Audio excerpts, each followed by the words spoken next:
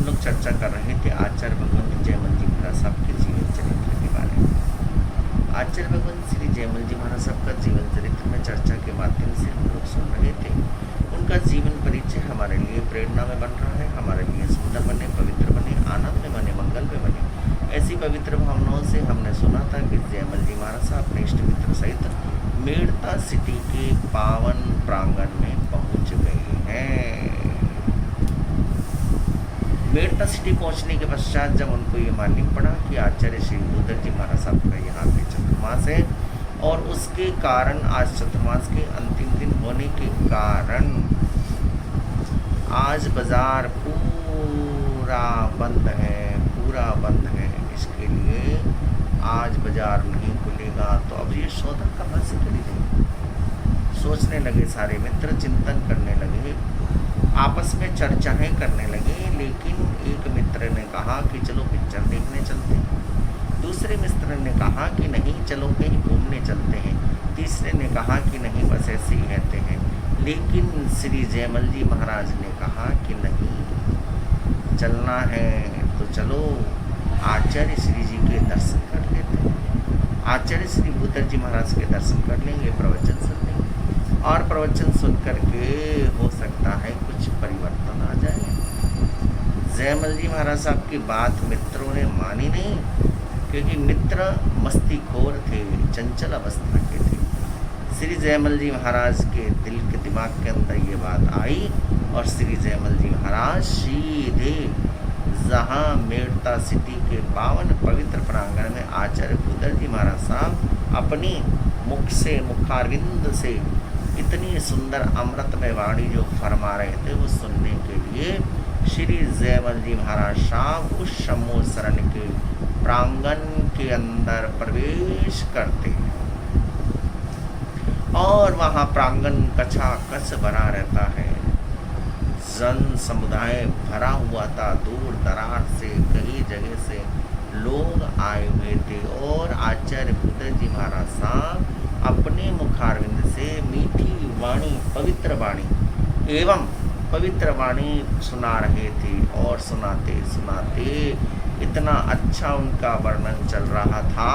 श्री जयमल जी महाराज एक एक शब्द सुन रहे थे, एक एक शब्द उनके भीतर में जा रहा था, उनके अंतरकरण में जा रहा था और वो अंतरकरण में जाने के साथ साथ वो ये चिंतन भी कर रहे थे कि ये शब्द कितने अच्छे हैं, कितने मधुर शब्द हैं, कितने प्राचीन शब्द हैं, कितने अच्छे शब्द हैं। ये ऐसे शब्द मुझे बहुत अच्छे लगते हैं।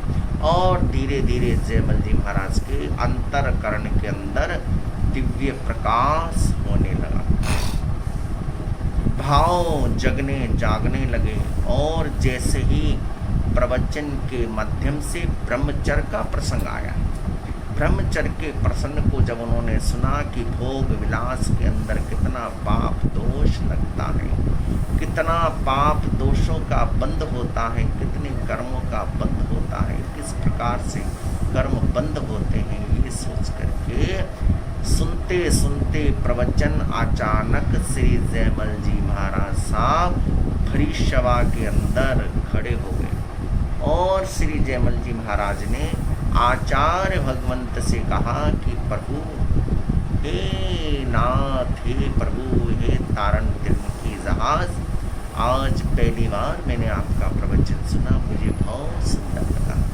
आज पहली बार मैंने आपके दर्शन किए, मुझे बहुत सुंदर लगा।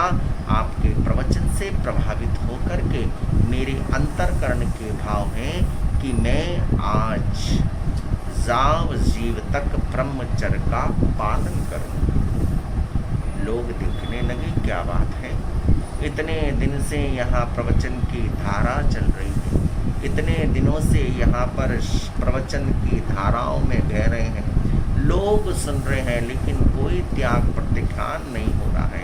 आज अंतिम दिन, अंतिम क्षण, ये बालक कौन है?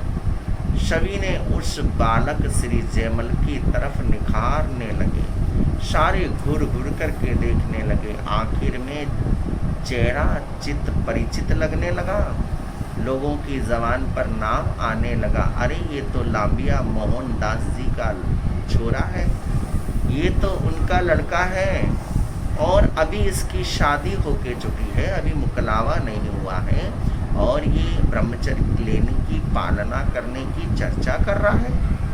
लोग में से कुछ लोग खड़े हुए, धर्म सभा के अंदर लोगों ने खड़े होकर के कहा, आचार्य भगवंत भूधर जी महाराज, आप कुछ भी नियम पत्तिखान कुछ भी दिलाएं, सोच समझ करके दिलाना।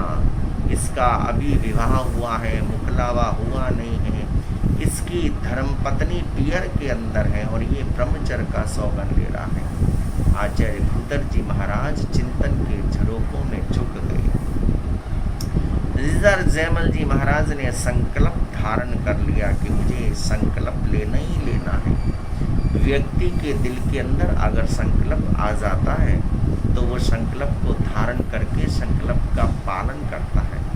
विकल्प भी आते हैं इंसान के जीवन के अंदर, ऐसा नहीं है विकल्प नहीं आते हैं, क्योंकि संकल्प और विकल्प दोनों ही संसार के अंदर मनुष्य की आत्मा के अंदर चलते हैं। लेकिन विकल्प अच्छे भी होते हैं, बुरे भी होते हैं। संकल्प अच्छे भी लिए जाते हैं, बुरे भी लिए जाते हैं, दोनों में फर्क माना जाता है। उसी प्रकार से कवि ने बड़ा सुंदर भी कहा है इन चीज़ों पर, जिया कब तक उलझेगा संसार विकल्पों में, जिया कब तक उलझेगा संसार विकल्पों में, कितने भव बीत चुके संकल्प विकल्पों में, जिया कब तक उलझेगा संसार विकल्पों में। आइए चर्चा करते हैं और चर्चा के माध्यम से सुनते हैं अब आचार्य भूधर जी महाराज श्री जयमल जी महाराज साहब को क्या कहते हैं और प्रतिख्यान करवाते हैं या नहीं करवाते हैं, फिर अगले एपिसोड के अंदर सुनेंगे। ओम शांति।